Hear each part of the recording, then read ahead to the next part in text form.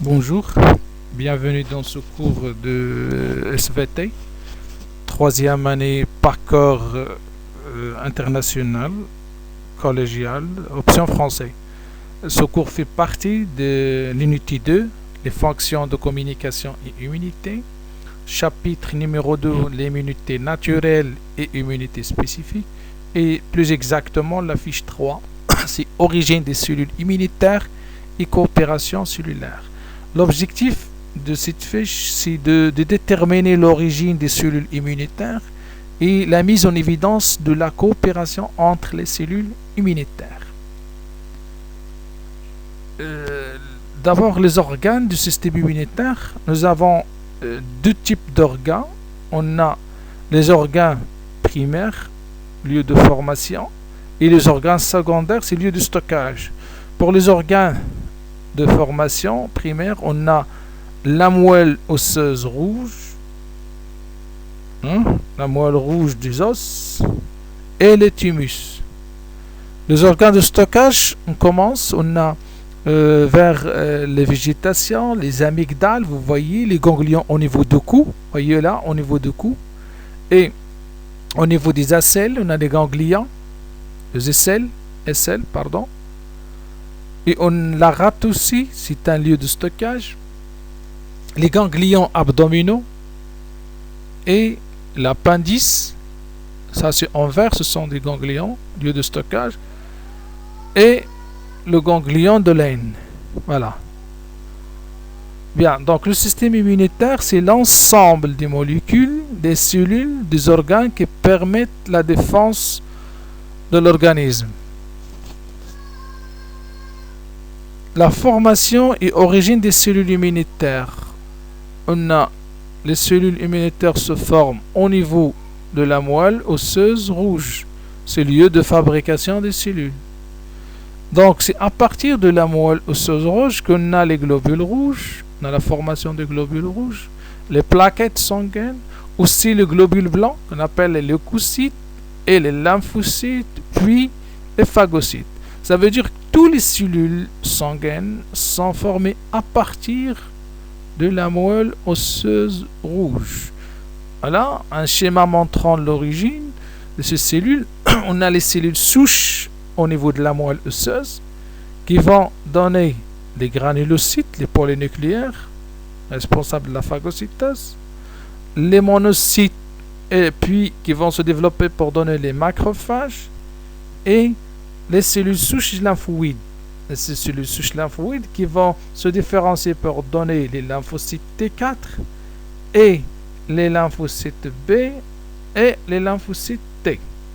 Donc, vous voyez que généralement, toutes les cellules sanguines, y compris les cellules souches lymphoïdes, sont issues de la moelle osseuse rouge, contenues soit dans les os plats ou bien à l'extrémité des os longs.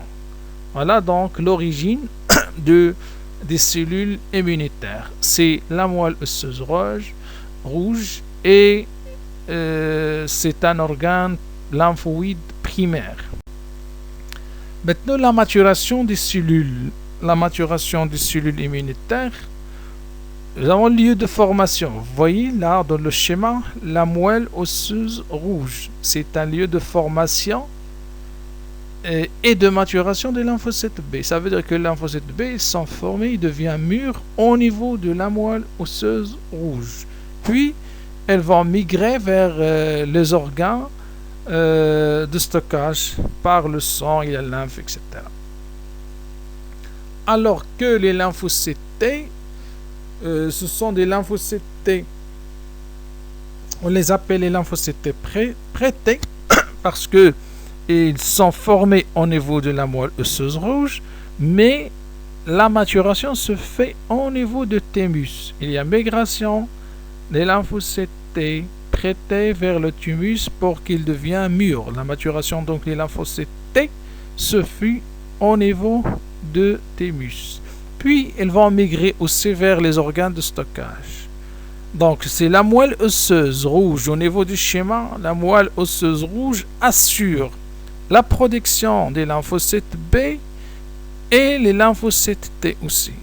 La maturation des lymphocytes B se fait à l'intérieur de la moelle osseuse rouge, alors que les lymphocytes T, ils vont migrer vers le thymus pour qu'il devienne mature à ce niveau-là.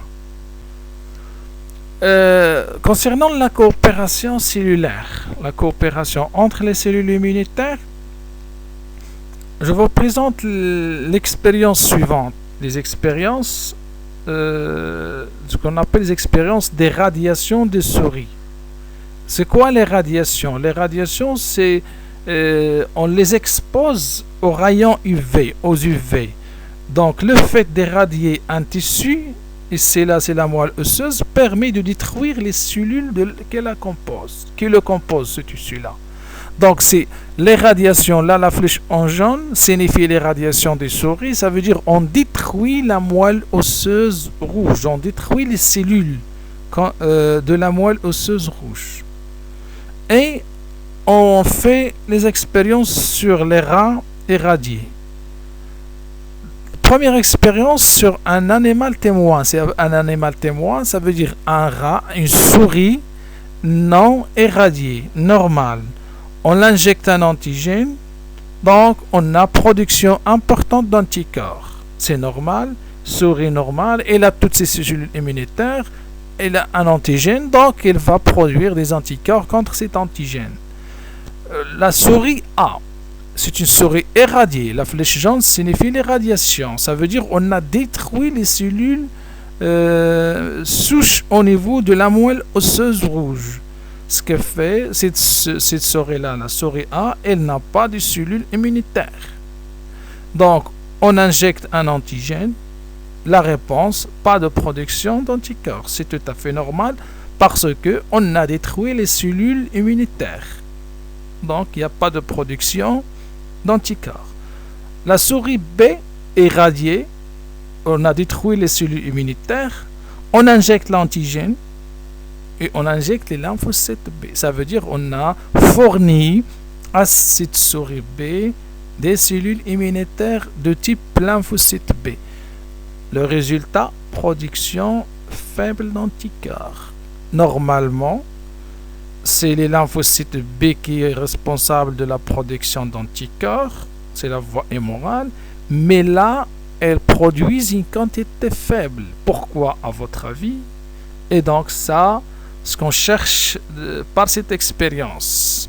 Même si les lymphocytes B qui sont responsables de la production d'anticorps, mais dans ce cas-là, ils n'arrivent pas à produire la quantité suffisante. On passe à la dernière expérience. Voilà, l'irradiation de la souris C. Elle est irradiée, donc on a détruit les cellules immunitaires, on injecte lymphocyte T et l'antigène. Ça veut dire qu'on a fourni à cette souris un type de lymphocyte, c'est lymphocyte T. Résultat, pas de production d'anticorps. Même si l'antigène il est là, c'est tout à fait normal parce que les lymphocytes T, normalement, elles ne produisent pas des anticorps. Donc, notre problème, il est là. Pourquoi les lymphocytes B n'arrivent pas à produire l'anticorps? Dans le cas d'expérience 3, chez la souris B, même si on a un lymphocyte B, donc on a une production faible d'anticorps. Tout simplement parce que ils sont là tout seuls, les lymphocytes B. Donc pour produire les anticorps, oui, c'est les lymphocytes B qui produisent les anticorps, mais ils ont besoin d'aide d'autres cellules immunitaires. Ils ont besoin de la présence des lymphocytes T et d'autres cellules telles que les phagocytes. Donc là, même si elle qui est responsable, mais la présence du lymphocyte T va les aider à produire.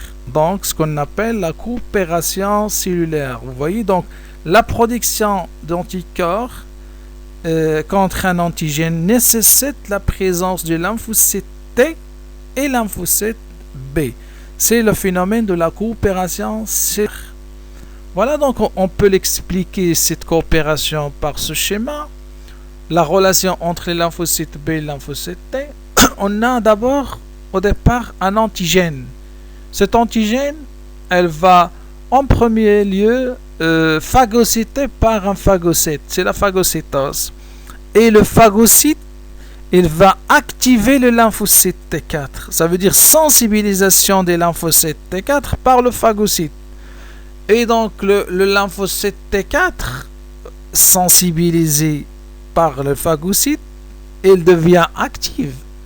À ce moment-là, c'est lymphocyte T4 actif, il va activer les lymphocytes B. Les lymphocytes B donc vont reconnaître l'antigène et vont produire les anticorps. C'est lymphocyte B productrice d'anticorps, une quantité importante d'anticorps. Alors, même chose pour les lymphocytes T, vous voyez qu'on revient à lymphocyte T4. Le lymphocyte T4 actif, elle va activer aussi les lymphocytes T qui vont se transformer en lymphocytes T tueurs, la cytotoxicité, qui vont détruire les cellules infectées. Donc vous voyez que il y a une relation entre tous les cellules immunitaires. Voilà. Toutes les cellules immunitaires travaillent en même temps, il y a une coopération. On a au milieu le lymphocyte T4 qui va être sensibilisé par le phagocyte et en lui-même il a un effet sur le phagocyte, donc il a un effet sur le phagocyte, l'activation, et le lymphocyte T4 va activer le lymphocyte B pour qu'il arrive à produire les anticorps, et aussi il va activer les lymphocytes T pour qu'il devienne lymphocyte T tueur. Donc là, il y a une coopération entre les cellules immunitaires pour produire l'anticorps et pour détruire les cellules infectées. C'est la coopération cellulaire. Donc dans tous les cas, différentes populations cellulaires doivent obligatoirement collaborer pour le bon déroulement de la réaction immunitaire spécifique, appelée c'est adaptative. C'est la coopération cellulaire.